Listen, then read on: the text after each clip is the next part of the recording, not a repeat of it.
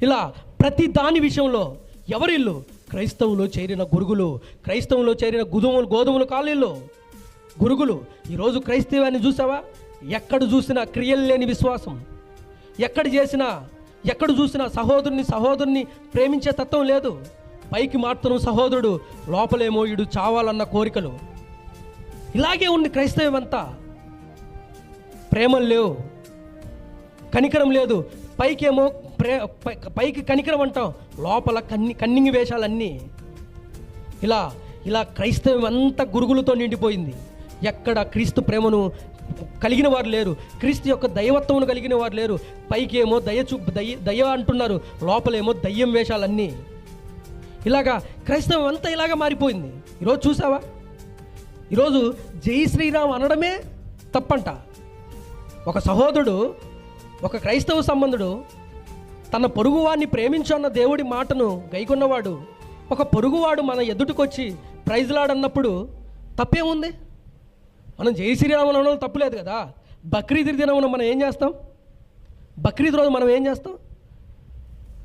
ముస్లిం సహోదరులను హట్ చేసుకొని ఈద్ ముబారక్ అని మనం కౌగిలించుకోవట్లేదా?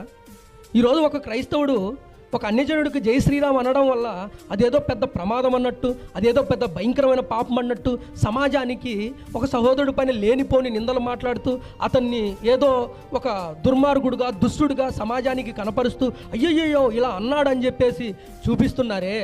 వీళ్ళందరూ ఎవరు? సౌలు లక్షణాలు కలిగిన వాళ్ళే, సౌలు యొక్క క్రూరత్వాన్ని కలిగిన వాడే. లోపల ఏం చేస్తున్నాడు? యెహోవా ఆజ్ఞలన్నింటినీ నెరవేర్చుచున్నానని చెబుతూ, కానీ లోపల మటుకు క్రూరత్వాన్ని కలిగినాడు. ఏ దేవుని ఆజ్ఞనైతే వద్దు అని దేవుడు చెప్పాడు, అదే ఆజ్ఞలకు లోబడకుండా ఆ బర్రెలను గొడ్లను అన్నిటినీ దాచేశాడు. నిర్మూలన చేయరా నాయన అంటే నిర్మూలన చేయలే, వాటిని అన్నిటినీ నిలుపుకొని పక్కన పెట్టుకున్నాడు. ఈరోజు కూడా క్రైస్తవులో కూడా అటువంటి దుర్మార్గులు ఏడుబడి చేస్తున్నాడు. పైకేమో వందనాలు చెప్తారు, లోపలేమో తందనాలు. అంటే పాటి సహోదరుని అన్ని జనాంగాన్ని ప్రేమించడం కూడా తప్పుగా మారిపోయింది. ఇప్పుడు జై శ్రీరామ్ అనే పదం ఎక్కడి నుంచి వచ్చింది? యోబు గ్రంథంలో ఒక మాట అంటాడు, రాము వంశద్ధుడైన బెదజరు అని అంటాడు. ఈ పదాలన్నీ ఎక్కడొచ్చాయి? హోరేబు. ఈ పదాలు యెహోరాము, హారాము, ఈ రాములన్నీ ఎక్కడొచ్చాయి? బైబుల్ నుండి వచ్చినట్టు. అవన్నీ ఏం పెద్ద నేరం కాదు, పాపం కాదు. చాలామంది వాళ్ళ దేవుళ్ళకి కవీశ్వరులు అని పెట్టుకుంటారు, ఈశ్వరులు. అవన్నీ ఎక్కడి నుంచి వచ్చాయి? అపోస్తుల కార్యంలో కవీశ్వరుడు అనే పదం ఉంది. ఇప్పుడు కవీశ్వరుడు అనే పదం ఎక్కడి నుంచి వచ్చింది? బైబుల్ నుండి వచ్చింది. ఇప్పుడు చాలామంది మత చాందవాసులు ఆ పైకి వచ్చి ఆ రాధా మనోహర్ దాస్ అనే ఆయన పేరు కూడా మనోహర్. ఈ మనోహర్ అనే పదం ఎక్కడి నుంచి వచ్చింది? మనోహర్. ఆడికి అతను ఏం చేస్తాడు? బైబుల్ని పట్టుకొని మీ పేరు చెప్పండి, మీ అమ్మ నాన్న పేరు చెప్పి మీరేమో మా వాళ్ళే అని చెప్తాడు. కానీ ఈడెవడు? ఈ దుర్మార్గుడు ఎవడు? ఈ క్రైస్తవుల పైన లేనిపోని మాటలు పలుకుతున్న నీచుడు, నికృష్టుడు ఎవరు? ఆ దైవ దూషణ చేస్తున్న దుష్టుడు ఎవరు? మనోహ అనే పేరు ఎక్కడి నుంచి వచ్చింది? ఆ మనోహ పేరే ఇక్కడ తగిలించుకున్నాడు. అంటే చాలామంది క్రూరులు, అంటే పొరుగువాన్ని ప్రేమించడం కూడా తప్పుగా భావించే దుర్మార్గులు క్రైస్తవులు గురువులుగా ఏలుబడి చేస్తున్నారు.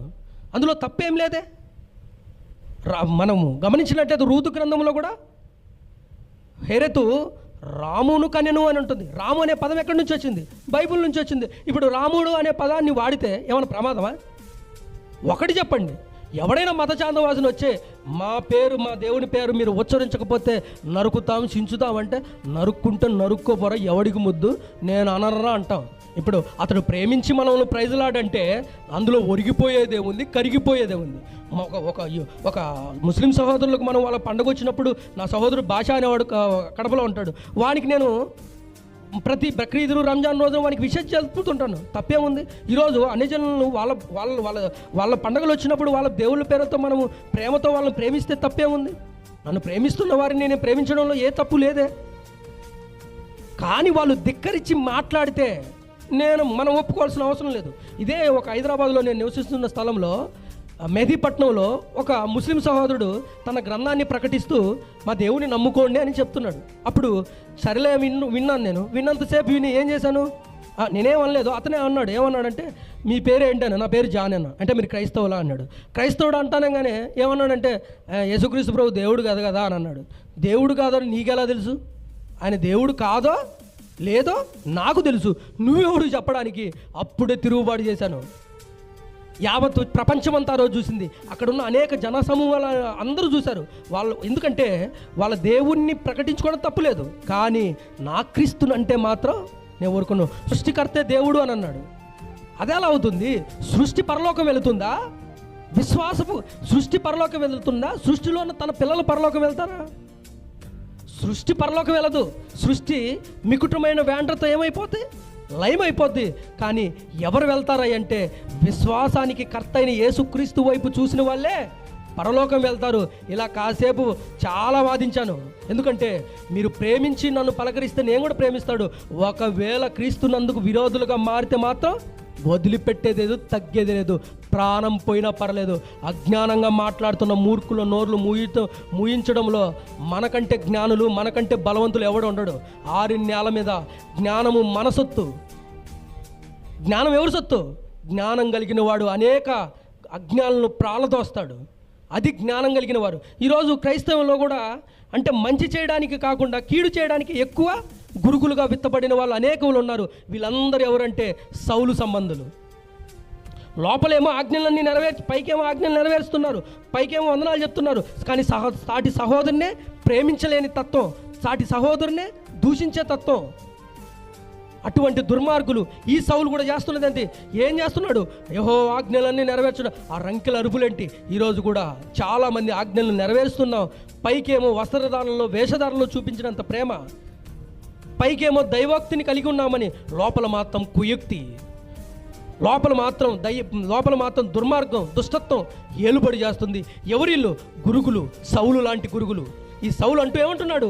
ఎవరు నేర్పించింది? అప్పుడు సౌలు మొఖమాటం లేకుండా చెప్తున్నాడు. ఆ గొర్రెల అరుపులు, ఆ బర్రెల అరుపులు ఎలా వచ్చాయంటే అప్పుడు చెప్తున్నాడు. ఏమంటున్నాడు తెలుసా?